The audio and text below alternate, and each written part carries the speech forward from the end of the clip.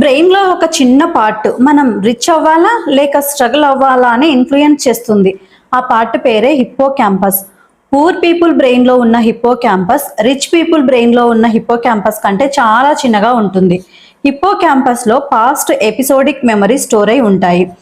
ఏదైనా ఒక పనిని మనం రిపీటెడ్గా చేయడం వలన ఆ ఇన్ఫర్మేషన్ని హిప్పో క్యాంపస్లో స్టోర్ అయి ఉంటుంది. అది ఒక థాట్ ప్రాసెస్ అయినా ఒక హ్యాబిట్ అయినా. సైంటిస్టులు అబ్జర్వ్ చేసింది ఏంటంటే ఎవరైతే పూర్ పీపుల్ ఉన్నారో వాళ్ళు స్ట్రెస్ఫుల్ లైఫ్ అనుభవిస్తున్నారు, వాళ్ళు నెగిటివ్గా థింక్ చేస్తున్నారు.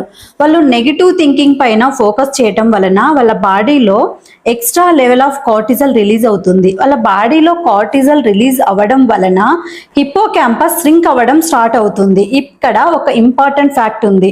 రిచ్ పీపుల్ కూడా ఓవర్గా థింక్ చేస్తారు, కానీ వాళ్ళు పాజిటివ్ అవుట్కమ్ పైనే ఫోకస్ చేస్తారు.